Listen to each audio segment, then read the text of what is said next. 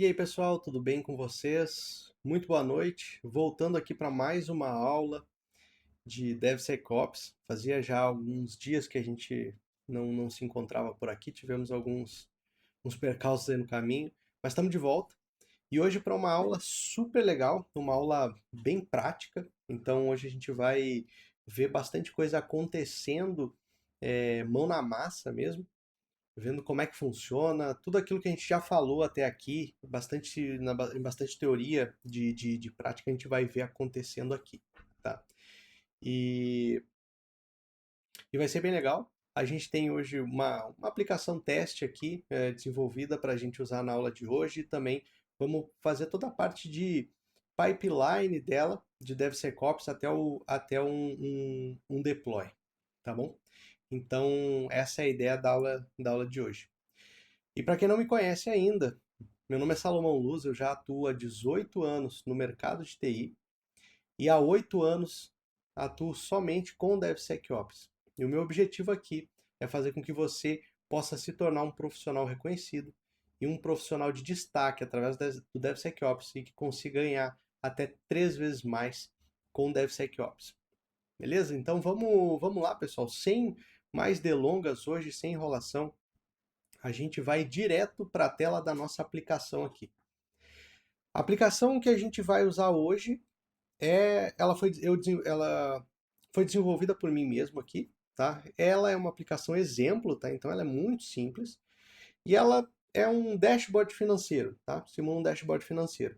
Os dados aqui eles não são carregados em tempo real, até porque é só para ser uma aplicação de teste, então eles são estáticos mesmo.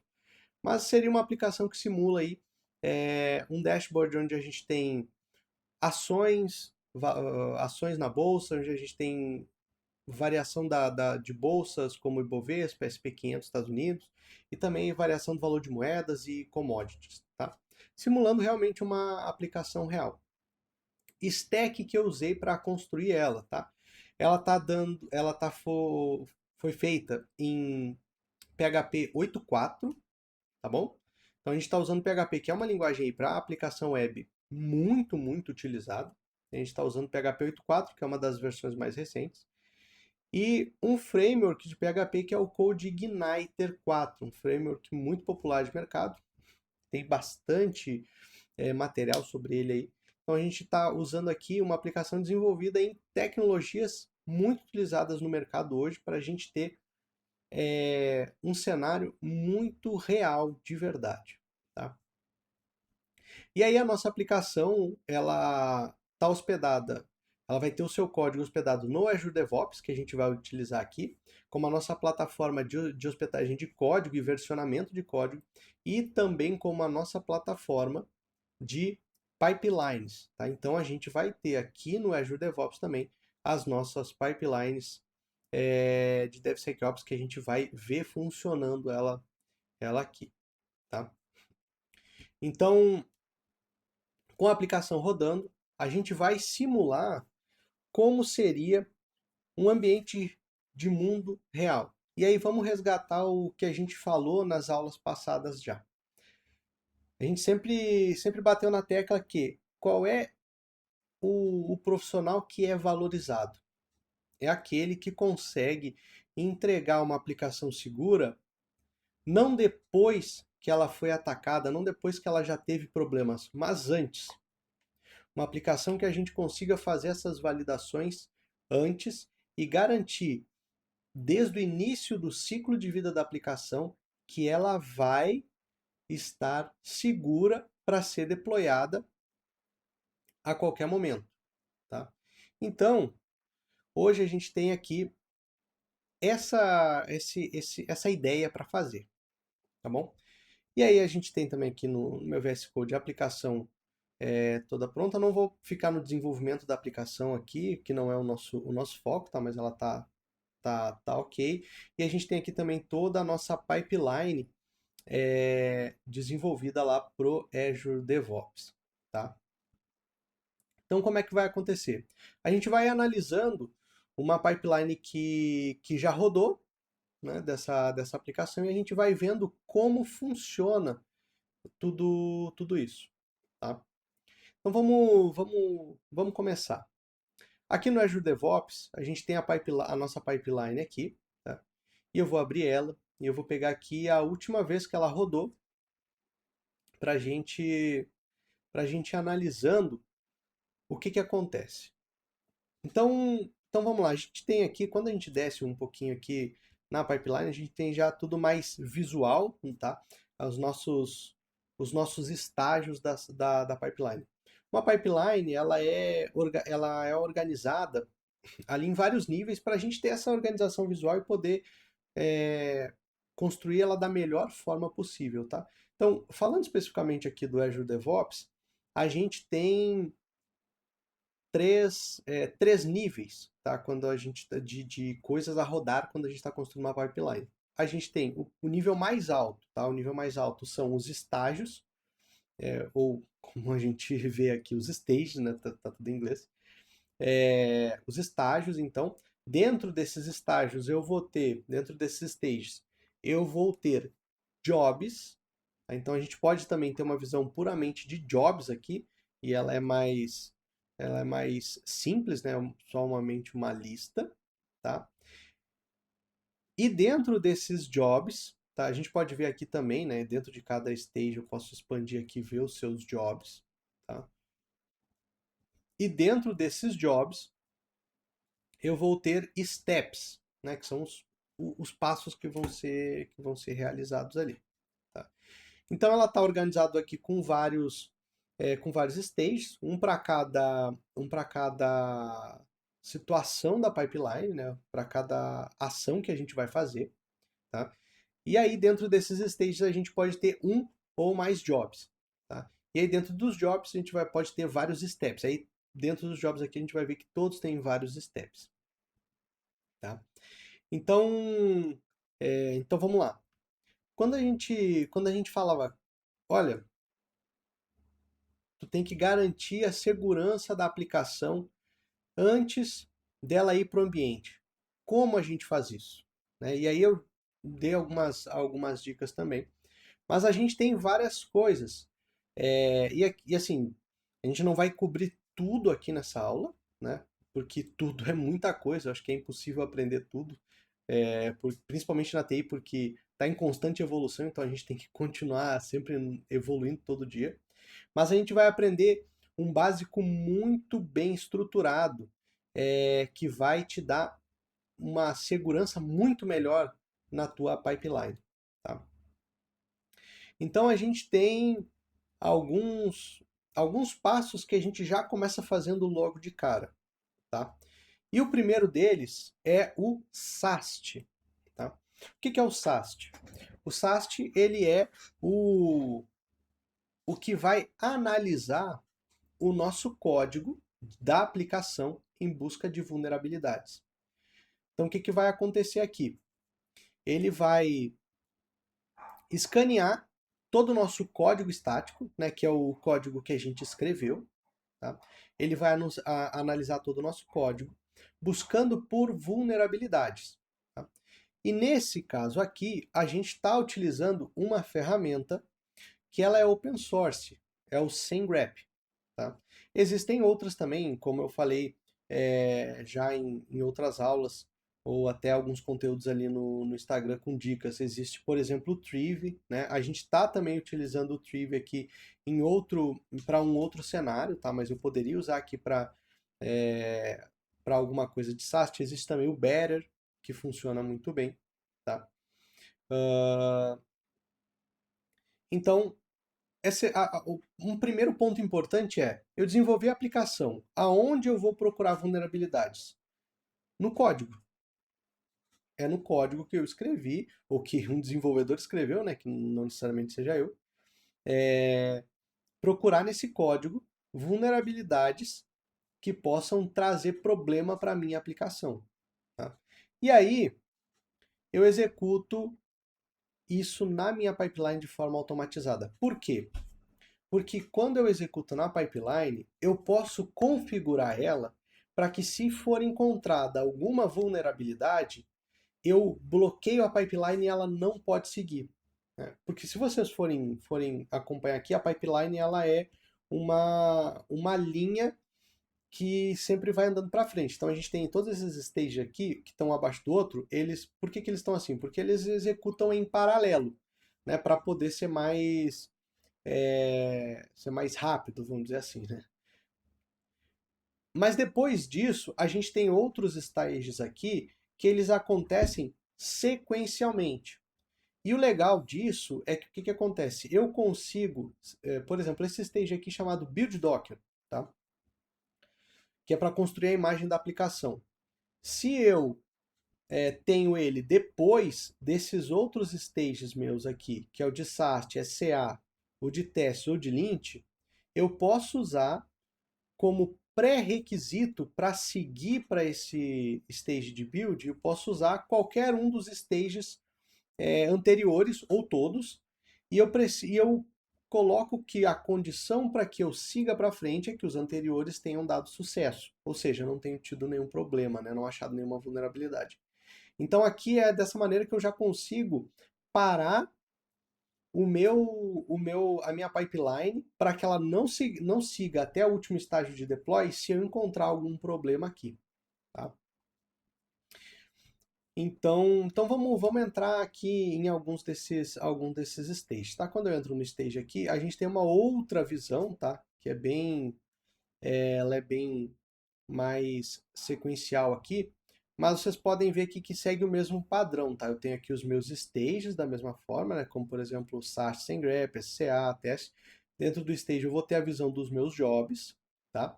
E dentro do job aí sim eu vou ter a visão dos meus steps, tá? Então aqui eu tenho vários steps que eu preciso executar para poder ter o meu resultado final, tá? Então eu preciso configurar aqui vários pré-requisitos, como por exemplo, eu preciso configurar o Python para poder usar corretamente o sem grep. Então tem várias coisas que a gente precisa fazer de pré-requisito. Não vou focar nisso, tá? Que não é o nosso foco aqui. Mas, por exemplo, eu tenho que instalar o sem grep também lá no runner que vai rodar essa pipeline, então eu tenho que fazer isso pela pipeline. E aí sim, eu vou para a execução propriamente dita do sem grep, tá? Que vai procurar para mim vulnerabilidades no meu código. Então aqui a gente já começa a ver o seguinte, ele já me dá um scan status e diz, olha, eu tenho aqui 73 arquivos para escanear. Vamos dar um zoom aqui para ficar um pouco melhor. E ele já diz aqui, eu tenho 73 arquivos para escanear, que ele achou da minha aplicação no meu repositório, né? Então eu apontei o SendGrep para olhar para o meu repositório aqui, e ele já pegou, olha, eu tenho aqui arquivos que são multilinguagem, mas eu já tenho arquivos PHP, JavaScript e HTML da minha aplicação. Tá? E vai executar aqui as regras que vêm dele mesmo, que são regras desenvolvidas pela comunidade, né, por ser uma aplicação open source totalmente gratuita. Né? E aqui já até fazendo um disclaimer, olha como a gente consegue executar coisas muito legais sem precisar pagar uma licença. Isso é bem legal. A gente tem muitas ferramentas de segurança que são open source e que são muito boas. O SendGrep é uma delas, existem outras, como o Better, por exemplo, que eu falei. E a gente consegue, de forma muito fácil, trazer isso para a nossa pipeline. Então, olha só, ele fez um scan aqui e não achou nenhum problema. Ó, findings, nenhum. Ou seja, ele escaneou o meu código e nesse código ele não achou nada. Não tem nenhuma vulnerabilidade porque eu desenvolvi ele sem ter nenhum tipo de vulnerabilidade acontecendo. Então ele vem aqui, olhou e falou, tá tudo certo, não precisa se preocupar. E aí ele dá aqui como sucesso. Tá vendo aqui? Ele já botou aqui sucesso. E como foi um sucesso, ele deixa a minha pipeline passar porque não encontrou nenhum problema. Porém, se ele tivesse encontrado um problema, a gente veria aqui o nosso já qual é o problema encontrado e ele nem seguiria para as demais partes da pipeline. Então, antes de eu começar o build da minha aplicação, antes de eu querer pensar no meu deploy, eu já consigo ver aqui, opa, tem uma vulnerabilidade de segurança, volto no desenvolvimento lá, converso com o desenvolvedor e falo, ó, precisamos que tu resolva isso aqui. O pessoal vai lá, já resolve rapidamente e já pode subir de novo a versão atualizada da aplicação com essa vulnerabilidade corrigida para que a gente possa seguir para fazer o deploy. E aí a gente tem também aqui um step que faz a publicação do relatório desse SAST. Então, ele gera um relatório, a gente vai ver aqui. Vamos voltar lá na execução. A gente vai ver que vários desses estágios aqui, a maioria gera um artefato. Né? O que é esse artefato? É que eu gerei algum tipo de arquivo ali, algum objeto naquele stage. E nesse caso aqui, eu gerei um relatório de SAST. Tá? E aí eu tenho aqui todos os artefatos publicados da minha pipeline. E vamos lá, eu quero pegar aqui o de SAST, o SAST Report, ele já me gera prontinho um JSON para que eu possa também importar esse JSON em alguma outra ferramenta de dashboard, talvez de segurança que eu tenha. Se eu pegar ele aqui, ó, eu já baixei, eu posso abrir esse arquivo e ele é um JSON que me traz todo o resultado daquilo que foi executado. Para a gente ver mais bonitinho, a gente pode botar aqui num JSON Formatter, que é o JSON Formatter online mesmo. A gente vem nele aqui, cola aqui o JSON, manda formatar, e aí sim a gente tem ele aqui formatadinho. Então, olha só, a gente tem aqui várias coisas que ele apontou, né? Aqui ele traz algumas coisas que foram apontadas, aqui o que foi escaneado, tá vendo? Então, tudo muito bem organizado para que a gente consiga ter esse relatório de tudo o que foi analisado. Inclusive, ele traz quanto tempo levou para analisar. Ela muito, muito rápido, menos de 1 segundo. Né? E aqui a gente pode daí publicar relatórios de segurança, já de análise do nosso código em tempo real. Né? Porque eu poderia, por exemplo, a minha pipeline ela só publica esse artefato, mas ela poderia publicar esse artefato também e outra ferramenta minha vir aqui coletar ele e já colocar lá na minha pipeline, na minha ferramenta de dashboards, por exemplo. Tá? E aí, legal, passamos do SAST, estamos bem, vamos lá. Mas a gente tem outras coisas que a gente pode fazer ainda. E a gente parte daí para um muito interessante também, que é o SCA. Tá? O SCA, ele faz a análise das dependências da minha aplicação. Isso é muito comum a gente ter hoje, tá? Porque quando eu desenvolvo uma aplicação, eu não vou fazer tudo do zero. Eu não vou reinventar a roda na minha aplicação. Por quê? Tem muita coisa que já é pronta. E falando de dashboards, por exemplo, que a gente estava dizendo, tá? Digamos que eu pegue lá uma aplicação em Python, tá? Eu tenho várias bibliotecas já prontas que eu posso importar para dentro do meu projeto, eu instalo e importo ela para dentro do meu projeto, e lá já tem dashboards pré-prontos, onde eu só preciso usar eles, não preciso construir gráficos, né, não preciso construir do zero nada, não preciso reinventar a roda. Então é só eu usar. Tá? E aí, isso é o quê? Isso se torna uma dependência da minha aplicação. Né? Então eu não posso subir a minha aplicação se eu não instalar esse pacote, essa dependência, para que ela funcione corretamente. Porém, como esse pacote ele não foi desenvolvido por mim, ou seja, eu não tenho o código dele, eu não consigo usar o SAST para escanear ele. Tá? Porque o SAST vai escanear só o meu código que eu tenho acesso. Mas aí a gente tem um outro tipo de scan, que é o SCA, que é voltado exclusivamente para esse scan de vulnerabilidades em dependências do meu projeto. E aí aqui a gente faz ele também usando o Triv, tá? Que o Triv consegue fazer esse tipo de scan e funciona muito bem. Então vamos lá, análise de dependências. A gente instala o Triv aqui e show, vamos começar a ver aqui.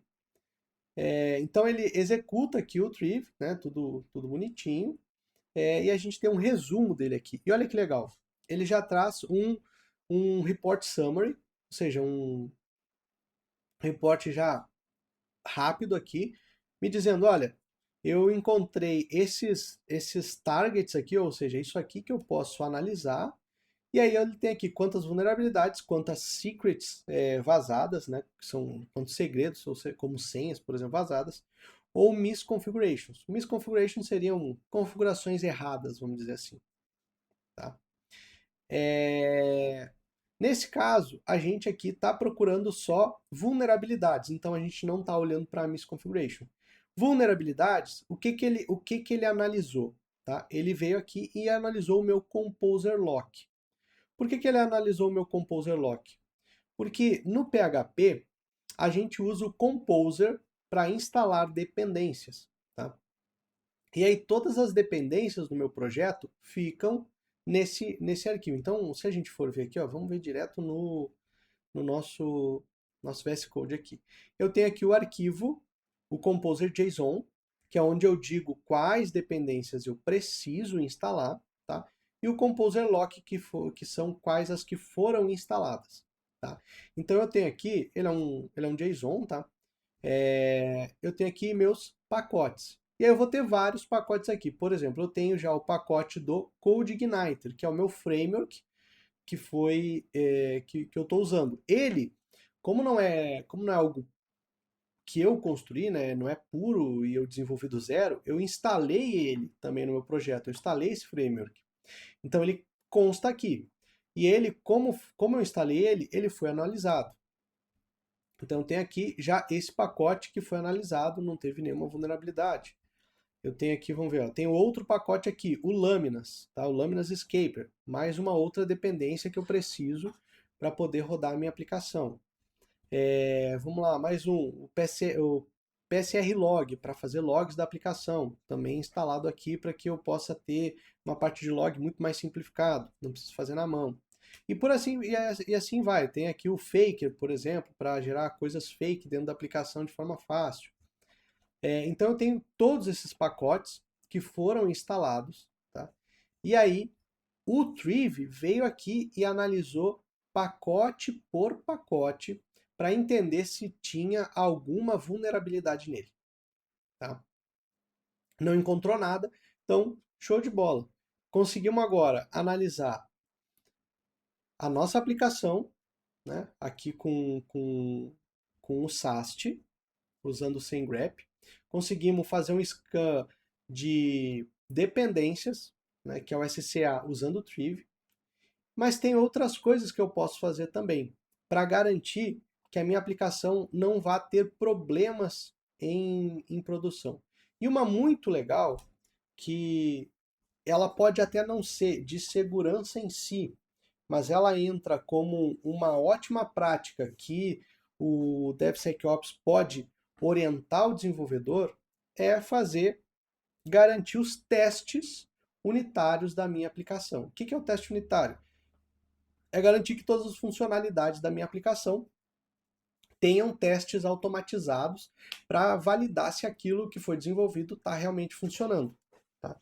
E aí aqui a gente tem a parte de testes implementado também. Tá? Então a gente tem aqui instalação das dependências do projeto e a gente executa todos os testes da aplicação. Então eu tenho aqui 9 testes que rodaram, tá? Vamos aumentar aqui a tela, 9 testes que rodaram, todos ok, tá? A gente não teve nenhum problema, ou seja, todas as funcionalidades da aplicação, tá? Eram 9 nesse caso aqui que eu podia testar, foram testadas. E aí olha que legal, eu consigo já na minha pipeline fazer uma publicação dos resultados, tá? Para que ele apareça aqui na minha pipeline de forma bem visível, tá? E se eu for aí saindo lá daquela parte de terminal, né, de log de terminal, se eu vir aqui na minha pipeline, eu tenho a parte de testes que foi publicado. E quando eu clico em testes, ele traz um resumo visual dos meus testes que foram feitos. E aí tinha lá, total de testes 9, Total de testes passados, 9 também, ou seja, 100% de acerto. E o teste, a duração do teste durou 96 milissegundos. Por que isso aqui é tão importante? Porque uma parte que pode trazer problemas de segurança é subir uma aplicação quebrada, uma aplicação que tem alguma funcionalidade que não está funcionando. Por quê? Porque isso pode ser utilizado como um meio para analisar a nossa aplicação em busca de vulnerabilidade. Isso pode se tornar também uma vulnerabilidade na aplicação se for explorada e alguém achar algum problema ali naquela funcionalidade quebrada. Então, por isso, tão importante a gente garantir essa parte de testes. E o legal é que o seguinte, eu posso colocar na minha pipeline aqui dizendo, olha, se a minha aplicação não tiver pelo menos 80% dos testes com sucesso, não deixa subir, para a pipeline. Ah, se eu for muito rígido, se ela não tiver 100% dos testes passado, tira e não deixa ela seguir. Então isso é bem importante. E aí, por fim, ainda nessa parte de validação, a gente vai ter uma parte que é de lint. O que é o lint? Ele é uma análise de melhores práticas de coding. Então, o lint vai analisar se o desenvolvedor seguiu as melhores práticas de escrita de código daquela tecnologia que ele está usando. Então, aqui, por exemplo, a gente está fazendo o lint de uma aplicação PHP que vai analisar se o código foi escrito da melhor forma em PHP, né? A gente vai entrar nela aqui e a gente tem aqui de novo os nossos jobs e a gente tem o nosso resumo do lint. Aqui a gente está usando o Code Sniffer. Olha só, ele chegou aqui e não retornou nada. Falou, olha, analisei aqui, eu tinha 12 coisas para analisar, analisei tudo, não tenho nada para falar, passa batido. O que isso quer dizer? Que ele não encontrou nenhum código escrito de uma forma errada, nenhuma gambiarra. Ele é ótimo para identificar gambiarras, por exemplo. Ah, o código funciona. Beleza, funciona, mas está sendo feito da forma correta? Como o fabricante está dizendo? Lá na documentação do PHP, quando tu vai ler sobre como faz a determinada situação que tu está fazendo aqui, está dizendo para fazer dessa forma? Ou tu está fazendo via gambiarra? É isso que o lint vai analisar. E por que isso é tão importante também? A gente mas por que eu vou ter que analisar se eu tô, como é que o dev está escrevendo esse código? Porque dependendo da forma de como o dev escreve o código, isso pode sim se tornar uma brecha de segurança no código. Né? Porque se ele não escreveu esse código da melhor forma, ou seja, pensando já em escrever segundo a melhor prática da fabricante, isso pode significar que ele está escrevendo de uma forma não segura. Porque a fabricante definiu que teria que ser feito daquela forma por N motivos. Por facilidade de escrita, talvez, por facilidade de manutenção e com certeza também por segurança. Né? Então, por isso que o lint é tão importante. Tá? E aí, a gente tem também, todas essas partes aqui, a gente gerou artefatos. Né? Vamos voltar lá nos artefatos? Olha só. A gente gerou lá a parte do SAST que a gente viu. A gente tem também um log de SCA. Eu tenho um JSON gerado aqui, que eu posso baixar e abrir ele. Então eu vou ter aqui tudo analisado. E aí vocês veem que o Triv aqui, ele falou que analisou o Composer Lock, e aí ele traz aqui os pacotes que ele analisou, que é exatamente o que a gente estava vendo, né? CodeIgniter, o Laminas Escaper, o PSR Log. Então pode ver que ele analisou tudo exatamente que tinha naquele arquivo lá que a gente viu, né? A gente tem também o reporte aqui dos logs, né? Então bem detalhado aqui como é que foi executado os logs, tudo certinho. Tá? O lint também, o reporte do lint, mais um JSON aqui a gente tem. E aí aqui ele traz um lint mais bonitinho, porque aqui ele trouxe, né, o que ele fez e aí não tem nenhum, mostrando que não tem nenhum problema, porque no terminal lá ele, como não tinha problema, ele falou não tem nada para mostrar, mas aqui ele traz o, o resultado, né? Vamos melhorar ele aqui. Vamos lá, ó, aqui. Ele trouxe aqui, então, olha só. Do lint lá, total, não teve nenhum erro, nenhum warning, nenhum fixable. E aí ele diz aqui os arquivos que ele analisou. Olha, analisei o validation PHP, home PHP, nas tuas controllers, o base controller, vários outros aqui, e não encontrei, que são os arquivos que a gente tem lá na aplicação, né? E não encontrei nada de escrita errada do código. Então, beleza, tá tudo certo. Por exemplo, aqui a gente tem vamos pegar um, um arquivo aqui, sei lá, o App Controllers Dashboard, tá? A controller da dashboard lá. O que ele analisou? Ele analisou esse código aqui, ó. Vamos lá. App Controllers Dashboard. Ele analisou esse código aqui, né? Que é o código que fixa lá hard-coded mesmo aqueles valores todos que a gente viu, né? Não encontrou nenhum. Ele analisou aqui e falou: olha, tá escrito da mesma forma, tá tudo certo, não precisa fazer nada. Então é isso que ele fez, né? Executou tudo isso. E aí, fez tudo isso, tá tudo certo, não retornou nenhum erro, a gente parte aí sim para as próximas fases. E aí a pipeline faz o que depois disso? Depois que ela confirmou toda essa parte de segurança, ela vem aqui e faz o build da aplicação. Aí é o build comum do Docker, vai lá, faz um Docker build, um Docker push pro container registry e por aí vai. Tá? Porém, olha só, a gente tem daí mais um scan de segurança, que é o que? A gente vai agora analisar aquilo que a gente gerou de artefato também aqui na nossa pipeline, que é o que? A gente tinha antes só o código da minha aplicação, né? Só o repositório. Então eu analisei tudo que eu podia analisar lá. Agora, eu construí uma imagem, eu gerei mais uma coisa que eu posso analisar, que é o quê? A imagem buildada da minha aplicação. Então agora eu preciso também analisar ela. E aí a gente vem aqui e a gente usou aqui o Triv também para fazer essa análise. E a gente tem aí aqui algumas coisas que ele pegou. Olha só. A gente tem no report summary dizendo, olha, eu analisei essa imagem, né, que tu criou, que é essa aqui, né, que a gente buildou lá. E ele trouxe, olha, eu vi que essa imagem é o Debian, né, o sistema operacional dela é um Debian.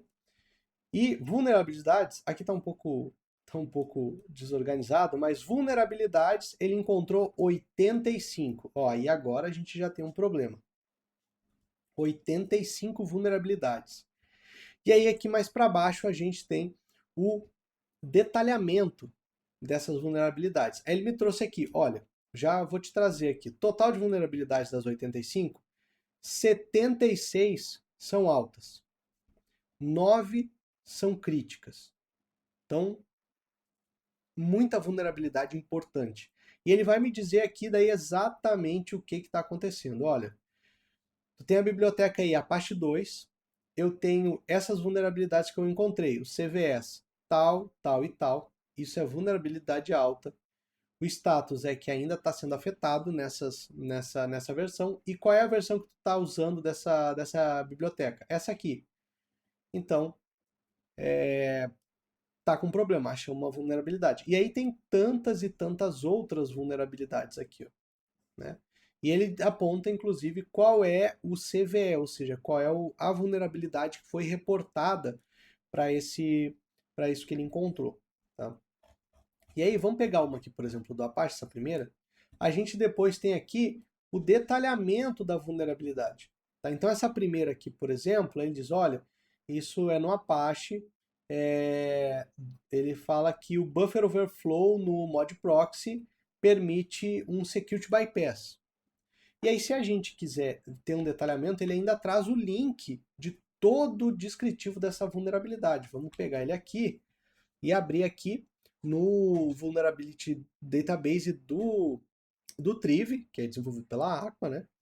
E ele traz aqui todo o detalhamento do que é essa vulnerabilidade. Então vai trazer aqui as fraquezas, quais são os softwares afetados, quais são as potenciais mitigações disso, como é que a gente pode mitigar, e ataques relacionados a esse...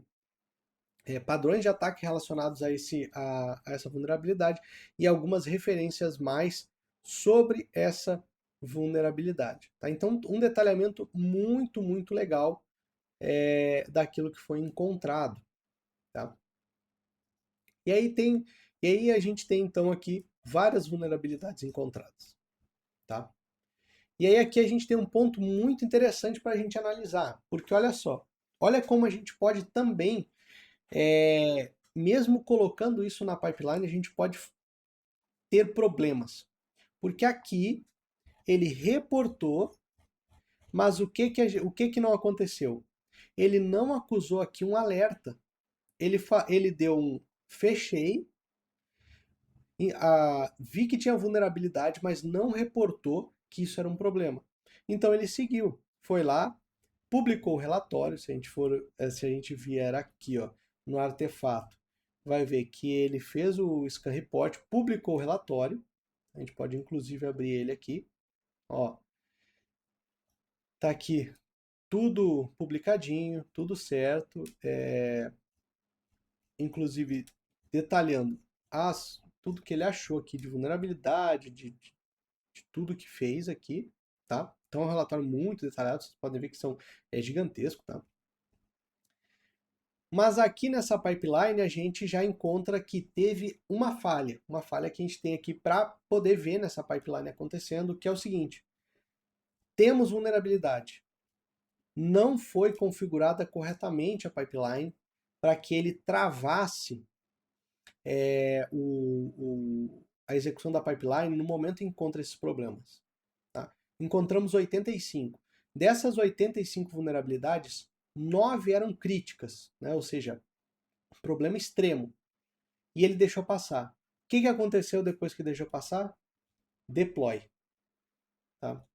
Aí aqui, deploy. O deploy aqui ele é fictício, né? Então ele só diz aqui, executei o deploy. Mas, na verdade, aqui é fictício no nosso caso, né? Mas pensa que, cara, encontramos uma vulnerabilidade ali, daquelas problemáticas, porque normalmente vulnerabilidades críticas, isso precisa ser corrigido o quanto antes. Encontramos elas e ainda assim passou o deploy. O que aconteceria nesse cenário aqui? Conseguimos garantir que a aplicação estava bem desenvolvida, não tinha vulnerabilidade no código, não tinha vulnerabilidade nas dependências, mas aí tinha o quê? Vulnerabilidade na imagem, né? Porque a gente buildou ela usando uma imagem do Debian e essa imagem do Debian tinha uma vulnerabilidade, ou várias, no caso, né, que é 85. E aí a gente deixou passar. Isso é brecha que vai poder ser explorada na nossa aplicação quando ela estiver rodando, né? Então o que acontece aqui? Obrigatoriamente essa pipeline deveria ter barrado aqui a pipeline para que não executasse o deploy, né? Para que ela parasse, voltasse para desenvolvimento, voltasse para DevOps, para DevSecOps, para análise, e aí sim corrigir isso e subir de novo para fazer o deploy, né? E qual é o ponto aqui? Aí, claro, isso aqui vai depender do quão rígido tu quer ser na tua organização, né? Na tua pipeline também. E com certeza isso vai depender aí das políticas de segurança da empresa que vão ditar isso. Mas é certo que coisas que são apontadas como críticas é bloqueante. Tem que bloquear. Algumas empresas que são bem abertas, elas deixam passar vulnerabilidades altas, né? mas crítico sempre bloqueia. Outras empresas já que começam a ter uma criticidade bem maior nos seus negócios e precisam ter um controle maior, já começa a barrar vulnerabilidade crítica alta e às vezes até vulnerabilidades médias, né? Então, aqui a gente tem um exemplo real de, cara, estava fazendo tudo certo para validar, mas esqueci de um ponto de validação depois de buildar a minha imagem Docker. Ah, fui lá e fiz o scan, que bonito, mas não foi colocado para ele dar o erro se encontrasse alguma vulnerabilidade. Então, isso aqui é que pode causar um problema, né? E aí, esse aqui, como um todo, ele é um exemplo de pipeline que é muito mais completa e também muito mais complexa, né? Eu não tenho só ali um estágio de build e deploy. Eu começo a ter várias coisas. Claro que a minha pipeline daí vai demorar mais para executar, mas isso não é um problema. Eu vou ter várias coisas que vão me garantir que quando eu subir a minha aplicação para o ambiente, ela tem um nível de maturidade, um nível de segurança muito, muito maior que teria se não existisse esses passos aqui. Tá? Então hoje a gente tem a aula de hoje era mais para a gente ver isso acontecendo, e aí nas próximas aí vamos tentar trazer já também uma construção disso aqui para ver como isso pode nos ajudar e como funciona por baixo dos panos, porque a gente tem aqui ela executada, né? Mas a gente cria ela também e aí a gente vem pro código da pipeline em si, que é criando ela exatamente aqui. Toda aquela pipeline tem aqui 339 linhas escritas de pipeline para que ela funcione daquela maneira. Então, a ideia hoje era para a gente já ir se familiarizando aqui com esse tipo de pipeline de execução e depois para que a gente consiga ir entrando mais a fundo. Tá? Então, o que a gente tinha para hoje é isso. Espero que vocês tenham gostado. E se vocês querem ver mais conteúdos como esse aqui, comentem no vídeo. Me sigam lá na rede social também. Né? Vocês têm aí Salomão Esquiluz. Me sigam lá. A gente vai ter mais conteúdo desse tipo aqui lá, mais conteúdo aqui no YouTube também. E vamos fazendo essa trilha aí de descobrir o DevSecOps, entender ele e saber como ele funciona também por baixo dos panos. Beleza, pessoal? Agradeço aí pelo tempo de vocês hoje. Agradeço por vocês terem assistido. Bora lá. E é isso aí. Boa semana. Valeu, falou. Tamo junto, pessoal. Até mais.